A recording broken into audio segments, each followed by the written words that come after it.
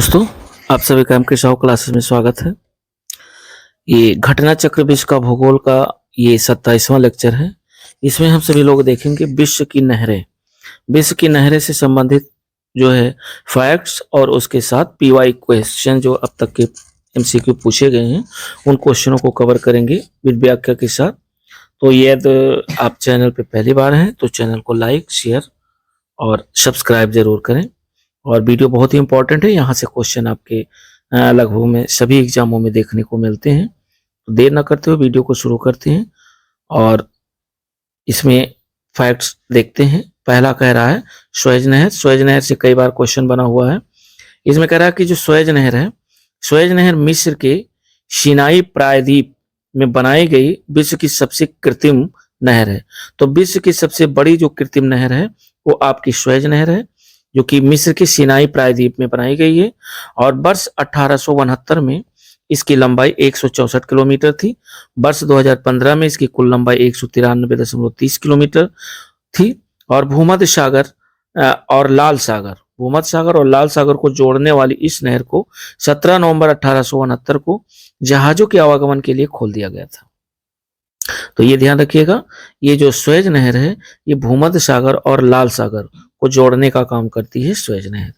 तो यहां से भी क्वेश्चन बना हुआ है कि भूमध्य सागर और लाल सागर को कौन सी नहर जोड़ती है, तो सुएज नहर जोड़ती है। और इस नहर को 17 नवंबर 1869 को जहाजों के आवागमन के लिए खोला गया था। और मिस्र ने 26 जुलाई 1956 को इस नहर का राष्ट्रीयकरण कर दिया गया। कब किया गया राष्ट्रीयकरण सुएज नहर का? तो 26 जुलाई 1956 को राष्ट्रीयकरण किया गया। और इसके दक्षिणी सिरे पर सुएज शहर में तेओफीक बंदरगाह है। ये ध्यान रखिएगा, तेओफीक बंदरगाह पूछा गया है एक बार। तो इसके दक्षिणी सिरे पर, सुएज नहर के दक्षिणी सिरे पर तेओफीक बंदरगाह है और उत्तरी सिरे पर पोर्ट सईद है। यहाँ से क्वेश्चन कई बार बने हुए हैं, तो ये ध्यान रखिएगा, उत्तरी सिरे पर पोर्ट सईद और दक्षिणी जो सिरा है वहां पर जो है जो सुएज नहर के दक्षिणी सिरे पर तेओफीक बंदरगाह स्थित है। इस नहर के बन जाने से यूरोप और एशिया के बीच की जो दूरी है वो काफी कम हो गई है। सुएज नहर विश्व की सबसे बड़ी पोतवाहक नहर है। इस नहर को बनाने में फ्रांसीसी इंजीनियर फर्डिनेंड द लेसेप्स की महत्वपूर्ण भूमिका रही है।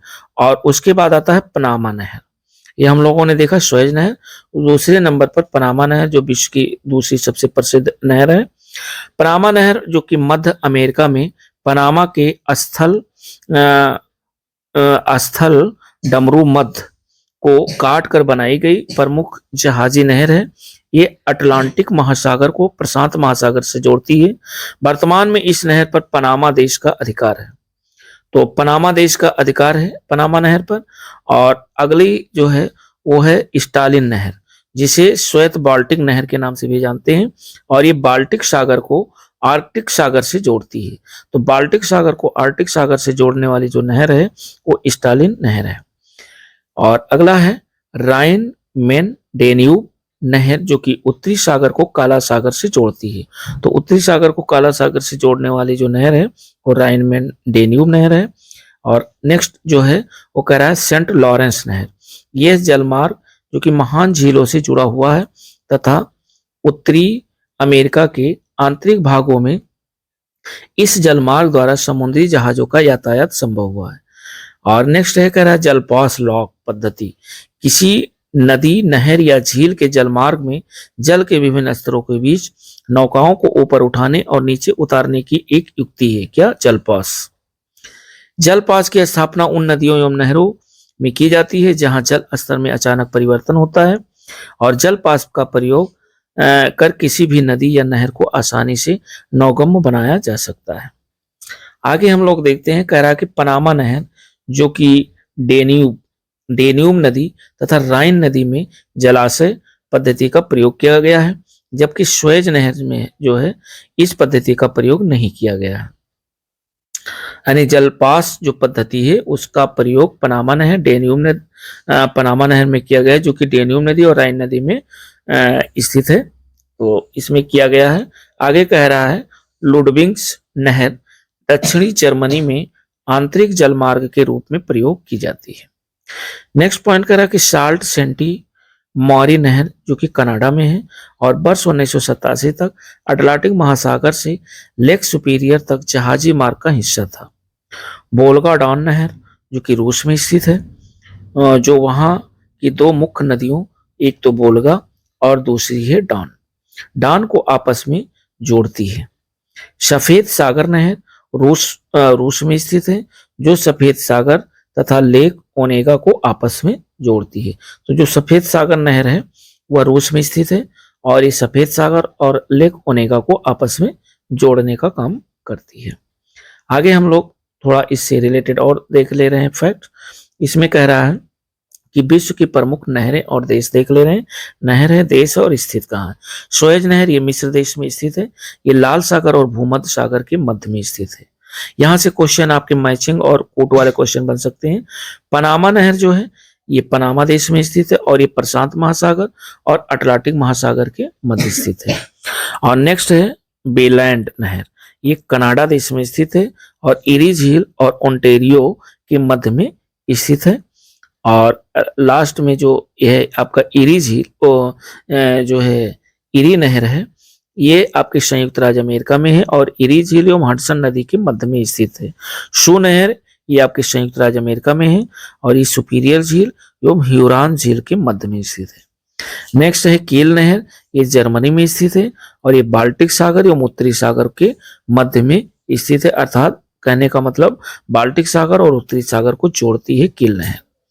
नेक्स्ट है न्यू वाटर वे, ये जर्मनी देश में स्थित है और उत्तरी सागर एवं रॉटरडैम के मध्य में स्थित है। और अगला है उत्तरी सागर, ये जर्मनी में ये भी स्थित है और एम्स्टर्डम एवं उत्तरी सागर के मध्य में ये स्थित है। जो गोटा नहर है ये स्वीडन में स्थित है और गोटेनबर्ग एवं स्टॉकहोम के मध्य में स्थित है। वोल्गा डॉन जो है ये रूस में स्थित है और स्टालिन ग्राड एवं रोस्टो के मध्य में ये स्थित है। साथ ही साथ अल्बर्ट अल्बर्ट जो नहर है ये बेल्जियम में स्थित है और एंटवर्प एवं लीक के मध्य में स्थित है। तो अब इससे रिलेटेड हम लोग क्वेश्चन देखते हैं और क्वेश्चन जो भी हैं दोस्तों बहुत ही इंपॉर्टेंट है, विगत कई वर्षों में पूछे गए हैं। जैसे कह रहा है सुएज नहर, सुएज नहर किन को जोड़ती है? अभी हम लोगों ने ऊपर फैक्ट्स में देखा है, चार ऑप्शन दिए, काला सागर लाल सागर, काला सागर भूमध्य सागर, लाल सागर भूमध्य सागर या काला सागर सुएज की खाड़ी को। तो जो सुएज नहर है ये जोड़ती है लाल सागर और भूमध्य सागर को। वेरी वेरी इंपॉर्टेंट क्वेश्चन है, ध्यान रखिएगा। जो लाल सागर और भूमध्य सागर को जोड़ने का काम करती है सुएज नहर करती है। ये कई बार क्वेश्चन पूछा गया है यूपीपीसीएस, आरओ, बीपीएससी में भी। कह रहा है कि सुएज नहर मिस्र के सिनाई प्रायद्वीप में बनाई गई विश्व की सबसे बड़ी कृत्रिम नहर है। 1869 में इसकी लंबाई 164 किलोमीटर थी। 2015 में इसकी कुल लंबाई 193.30 किलोमीटर थी। भूमध्य सागर और लाल सागर को जोड़ने वाली इस नहर को 1869 में जहाजों के आवागमन के लिए खोल दिया गया था। इसके दक्षिणी सिरे पर सुएज शहर में त्योफिक बंदरगाह भी है। ध्यान रखिएगा, त्योफिक बंदरगाह यानी इसके दक्षिणी सिरे पर है और उत्तरी सिरे पर पोर्ट सईद है। पोर्ट सईद कई बार पूछा गया है। बंदरगाह स्थित है। इस नहर के बन जाने से यूरोप और एशिया के बीच की दूरी काफी कम हो गई है, क्योंकि इसके बनने से पूर्व यूरोप से एशिया और एशिया से यूरोप जाने वाले जहाजों को अफ्रीका प्रायद्वीप का चक्कर लगाकर जाना होता था। सुएज नहर विश्व की सबसे बड़ी पोतवाहक नहर है, ये भी ध्यान रखिएगा। सुएज नहर विश्व की सबसे बड़ी पोतवाहक नहर भी है। सेकंड नंबर क्वेश्चन कह रहा है कि सुएज नहर के दोनों सिरे पर स्थित पत्तन कौन कौन से हैं? तो सुएज नहर के जो दो सिरे हैं उस पे दो पत्तन स्थित हैं। एक तो स्थित है आपका पोर्ट सईद और दूसरा है सुएज। तो एक तरफ पोर्ट सईद, दूसरी तरफ सुएज। तो ये आपका राइट ऑप्शन आपका डी विकल्प होगा, यानी पोर्ट सईद और दूसरे सिरे पर सुएज। तो सेकंड नंबर का जो राइट ऑप्शन होगा वो डी विकल्प होगा। 3 नंबर जो क्वेश्चन कह रहा है वो कथन और कारण पर आधारित है। कथन ये कह रहा है कि सुएज नहर बनाने से भारत की पश्चिमी देशों से दूरी कम हो गई है, और कारण कह रहा है कि सुएज नहर भूमध्य सागर को लाल सागर से जोड़ती है। एकदम सही है। तो अब इसमें कोट दिया हुआ कह रहा ए आर दोनों से, आर ए की सही व्याख्या है या जो है ए आर दोनों सही है, आर ए की सही व्याख्या नहीं करता है, या ये सही है किंतु आर गलत है, या डी ऑप्शन कह रहा है आर गलत है किंतु ए सही है। तो इसमें चूंकि आर यानी कथन भी सही है और कारण भी सही है, अर्थात कथन और कारण जो है दोनों सही है, और जो आपका कारण है वो कथन की व्याख्या भी करता है। तो राइट ऑप्शन आपका 3 नंबर का ए विकल्प हो जाएगा। आगे 4 नंबर क्वेश्चन कह रहा है, 4 नंबर कह रहा है कि निम्नलिखित में से कौन संसार की सबसे बड़ी पोतवाहक नहर है। तो संसार की सबसे बड़ी जो पोतवाहक नहर है वो आपकी स्वेज नहर है, जो सबसे ऊपर ही जो है फैक्ट्स में दिया हुआ था। तो राइट ऑप्शन आपका 4 नंबर का डी विकल्प हो जाएगा। संसार की सबसे बड़ी जो पोतवाहक नहर है वो आपकी स्वेज नहर है। तो राइट ऑप्शन 4 नंबर का डी विकल्प होगा। 5 नंबर क्वेश्चन कह रहा है कि स्वेज नहर के बन जाने के बाद भारत और यूरोप के जो मध्य की जो सामुद्रिक दूरी है उसमें कितनी कमी आई है। तो स्वेज नहर के बन जाने से भारत और यूरोप के मध्य की जो सामुद्रिक दूरी में कमी आई है वो है 7000 किलोमीटर। 7000 किलोमीटर की दूरी में जो है कमी आई है। तो राइट ऑप्शन आपका 5 नंबर का भी विकल्प होगा 7000। अगर स्वेज नहर के बन जाने के बाद भारत और यूरोप के मध्य की सामुद्रिक दूरी में 7000 किलोमीटर की कमी आई है। स्वेज नहर के बनने से पहले यूरोप वासियों को भारत पहुंचने के लिए अफ्रीका के पश्चिमी तट होते हुए केप ऑफ गुड होम मार्ग द्वारा भारत आना पड़ता था। गौरतलब है कि स्वेज नहर से समुद्री यातायात 1869 ईस्वी में प्रारंभ हुआ। 6 नंबर क्वेश्चन कर रहा है कि मुंबई से कहां जाने के लिए स्वेज नहर से होकर नहीं गुजरना पड़ता है। तो मुंबई से यानी 4 ऑप्शन दिया है, एक तो अलेक्जेंड्रिया, दूसरा है स्वेज, तीसरा है पोर्ट सईद और चौथा है बेनगाजी। तो इसका जो 6 नंबर का है वो राइट ऑप्शन है स्वेज, यानी मुंबई से स्वेज जाने के लिए स्वेज नहर से होकर नहीं गुजरना पड़ता है। तो ये राइट ऑप्शन आपका 6 नंबर का भी विकल्प होगा स्वेज। भारत के पश्चिमी तट पर स्थित मुंबई से स्वेज बंदरगाह की यात्रा में स्वेज नहर को नहीं पार करना पड़ता है, क्योंकि स्वेज बंदरगाह स्वेज नहर के दक्षिणी सिरे पर स्थित है। तो राइट ऑप्शन आपका बी विकल्प सही है। 7 नंबर क्वेश्चन कह रहा है कि पनामा नहर जोड़ती है। तो पनामा नहर किसको जोड़ती है। पनामा नहर जो है ये प्रशांत महासागर और अंध महासागर को जोड़ती है। तो राइट ऑप्शन आपका बी विकल्प हो जाएगा, प्रशांत महासागर और अंध महासागर को पनामा नहर जोड़ती है, प्रशांत महासागर और अंध महासागर को। तो राइट ऑप्शन 7 नंबर का बी विकल्प होगा। इसमें फैक्ट दिया हुआ कह रहा कि पनामा नहर मध्य अमेरिका में पनामा के स्थल डमरू मध्य को काट कर बनाई गई प्रमुख जहाजी नहर है। यह अटलांटिक अर्थात अंध महासागर को प्रशांत महासागर से जोड़ती है। 8 नंबर कह रहा है कि शू नहर जोड़ती है। शू नहर किस किस को जोड़ती है। तो शू नहर सुपीरियर और ह्यूरॉन को जोड़ती है। शू नहर सुपीरियर और ह्यूरॉन को जोड़ती है। तो राइट ऑप्शन आपका डी विकल्प हो जाएगा, सुपीरियर और ह्यूरॉन। शू नहर देखिए उत्तरी अमेरिका की 5 महान झीलों में से एक, 2 सुपीरियर और ह्यूरॉन झील को जोड़ती है। तो ये ध्यान रखिएगा, 8 नंबर का जो राइट ऑप्शन है वो डी विकल्प है। 9 नंबर क्वेश्चन कह रहा है कि निम्नलिखित देशों में से कौन सा एक प्रशांत महासागर और अटलांटिक महासागर को जोड़ने के लिए पनामा नहर के प्रतिद्वंदी के निर्माण के लिए योजना बना रहा है। तो इसमें 4 ऑप्शन है, कोलंबिया है, कोस्टा रिका है, ग्वाटेमाला है और निकारागुआ है। तो इसका जो राइट ऑप्शन होगा वो निकारागुआ होगा, यानी डी विकल्प आपका सही है। कह रहा है 4 अक्टूबर 2006 को निकारागुआ के राष्ट्रपति जो थे इनरिक बोलानोस की घोषणा अनुसार उनका देश अटलांटिक महासागर और प्रशांत महासागर को जोड़ने वाले जल मार्ग की योजना बना रहा है, परंतु 2021 तक की स्थिति के अनुसार निकारागुआ नहर का निर्माण कार्य कार्यान्वित नहीं हो सका। और 10 नंबर क्वेश्चन कह रहा है कि कील नहर, एक है कील नहर किसे जोड़ती है। तो कील नहर उत्तरी सागर और बाल्टिक सागर को जोड़ती है, यानी राइट ऑप्शन आपका ए विकल्प होगा, उत्तरी सागर और बाल्टिक सागर। कील नहर उत्तरी सागर और बाल्टिक सागर को जोड़ने का काम करती है। तो 10 नंबर का ए विकल्प सही होगा। 11 नंबर क्वेश्चन कह रहा है कि निम्नलिखित में से कौन सा अंतरराष्ट्रीय जल मार्ग का प्राचल जलपास लॉक पद्धति द्वारा किया जाता है।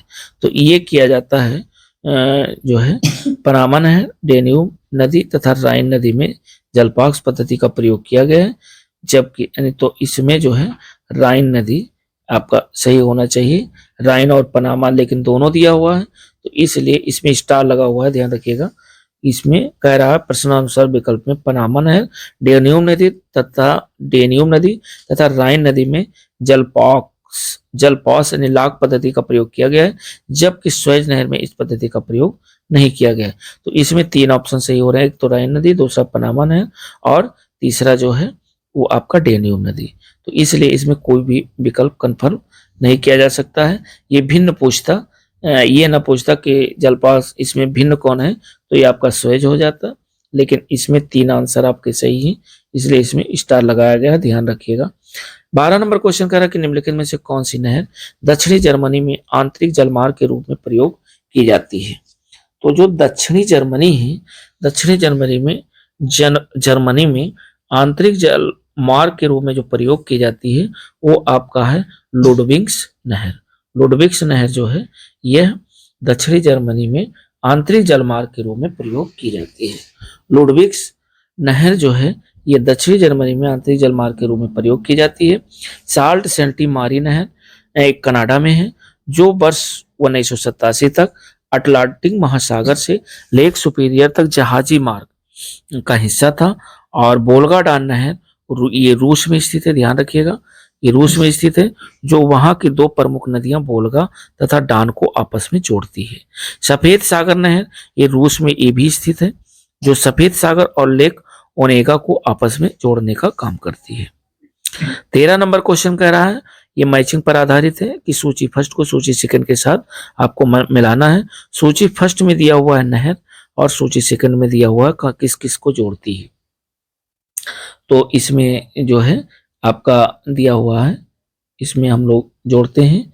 कह रहा है कि ए ऑप्शन दिया हुआ है कील, ये कील किसको जोड़ने का काम करती है, तो कील और दूसरा सो किसको जोड़ती है, तीसरा सी पनामा किसको जोड़ती है और डी स्वेज किसको जोड़ती है।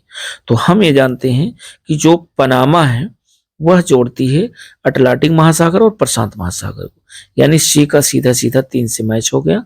और अब जब सी का 3 से मैच हो गया तो सी और डी तो एलिमिनेट हो गए, सी डी सही नहीं हो सकते हैं।